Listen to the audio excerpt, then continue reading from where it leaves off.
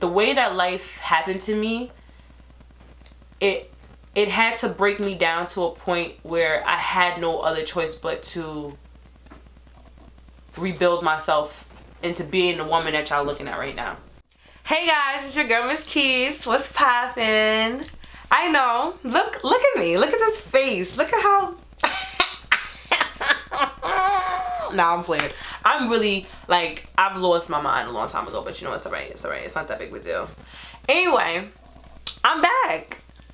This is that video. You know, that video that everybody be waiting for and it'd be like, yo, like, where's she been? I've kind of dreaded wanting to be on YouTube. I've been going through a lot, guys. Life has been real difficult, you know. Everything seems as if, like, it's amazing, or like that it's like, I don't know, just golden, or that, you know, I have my life figured out in some way, shape, or form. But I guess it's my sense of positivity, my will to just never give up on stuff. For me, I hide in my ego a lot, which forces me to come off as if that I'm this super tough hero. You know, there's this unbreakable person. But guys, since been broken. Broken as fuck. Like, broken. Like, broke spiritually, broke mentally, broke financially. And the reason why I believe that I hide in my ego is because for me, when things are just kind of like being thrown at me and like real life shit is happening, the easiest way for me to go is to just like put my chin up real high and act like nothing is fucking bothering me, and that nothing ever could bother me, and that, you know, even the things that are going on in my life aren't real. Just really just stuck in trying to create this image so that I could mask the pain and the hurt and the agony and just like the fucked up shit that I was, you know, I had been going through. And that I will continue to go through, because, you know, that's just life. You got your ups and your downs, your highs and your lows, your L's and your championships, your... Okay, I'm not going to go there. Y'all already know where I was about to go. Shout out Meek Mill. Anyway.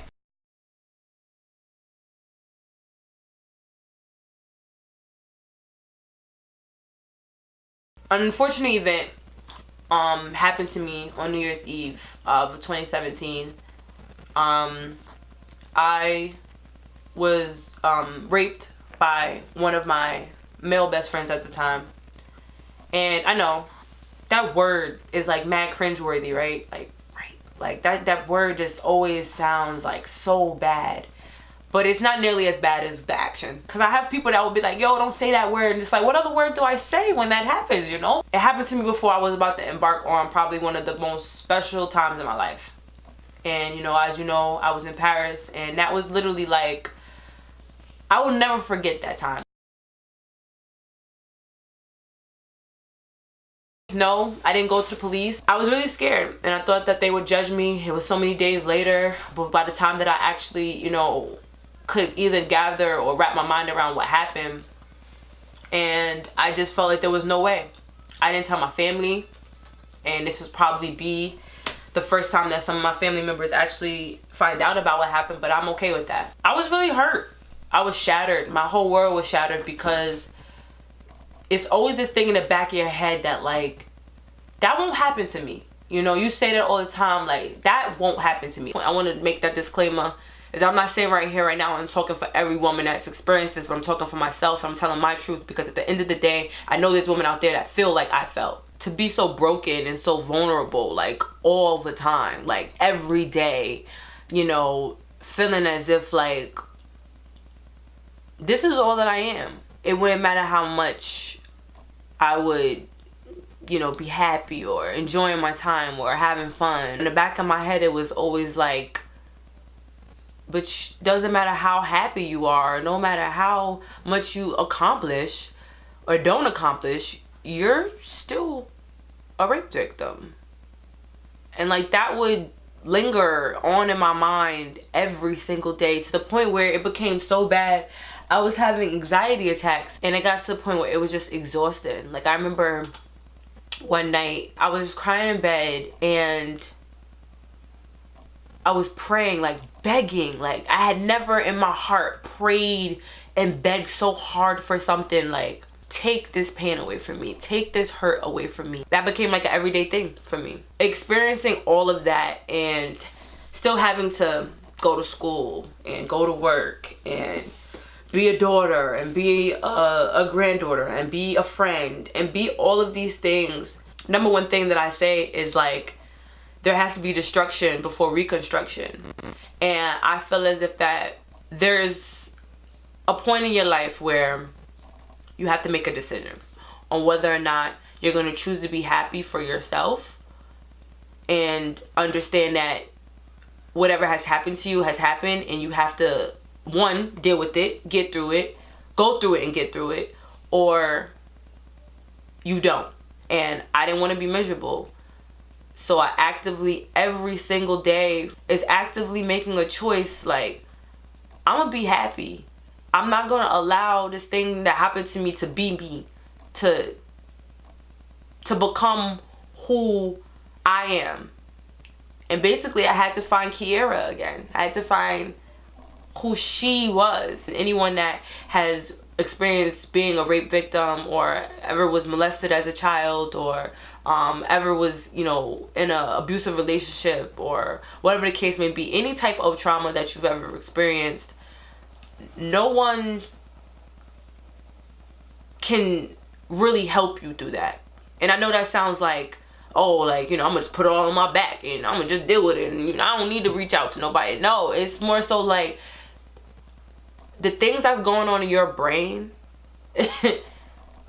no one can tell you not to think those things.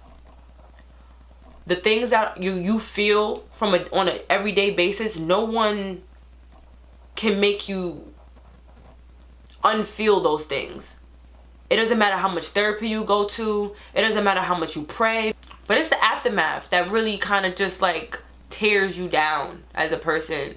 It's the most influential thing that happened to me because it forced me to be Kiera and find out who she really was. When you're put in those positions, it's like you feel stripped of everything. Your dignity, your self-worth, your self-love, your identity, everything. Because when it's purposely done of someone to just like completely take something from you that you never gave them. It made me feel powerless. It made me feel like I didn't matter. I didn't fear anything because the worst thing that could have ever happened to me in my eyes happened. So what was there to fear? What was there to be scared of? So just imagine every single day you're depressed and you're sad and you're fucking hurt and you feel so angry. But no one knows. No one understands. Nobody even thinks. And it's not to say that they have to, because not every person has to know what you're going through on a day-to-day basis. That ain't nobody's problem, business, none of that. You really don't have control over nothing. As much as we like to think that we do. I always think that I have control over something, but we don't. We really don't. You know, we can try to be as, you know, precautious as possible. But at the end of the day, in life, you really plan for what it is that you want to happen, what you want to do, who you want to become. But sometimes that's not always how it goes. And sometimes that could be a positive, sometimes that could be a negative, sometimes that could actually be more detrimental to your life than none. However, it's all happening the way that it's supposed to. And I truly, truly, truly, truly, from the bottom of my heart, believe that. Because that brings me to my now. I am, as we speak right now, writing a script. It's called Rose. And it's going to be about the girl, Rose, who is basically the alter ego I created for myself during that time. And her trip through that experience. I'm praying we'll be able to touch some woman out there, some man, somebody and give them strength and give them hope and assure them that whatever it is that you think that you're going through right now is so small to what it is that you're about to overcome. And whatever it is that you think that you cannot get through, you're crazy. I had to take time off because one of my favorite quotes from Lauryn Hill is, I had to figure out what I was saying before I could say what I was saying.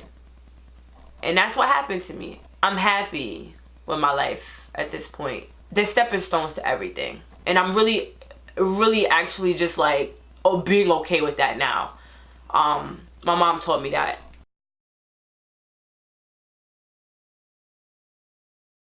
It's all about actively making a choice to want better for yourself. And that's just with everything. It's not even about having to go through something traumatic. That's just with life. Like, you know, when you finally make that decision, you know, to better yourself and to better your life, your family, your friends, you know, and to really strive for what it is that you believe in, is when you come into who you are. And I think for me, that's what the past 2 years has been about.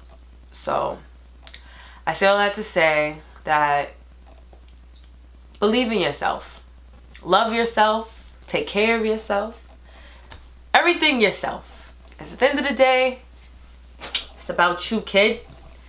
But yeah, I'm just excited about 2019. I'm excited to really, you know, be more active in, you know, being creative and like really showing that, like for real, and finding new ways and different ways to do that, whether it be writing, videos, whatever, art, and just in general. I love it all. So I'm ready to just like really be on my shit about that. And you know, we'll see where it goes. Not gonna be too hard on myself. We'll see where it goes.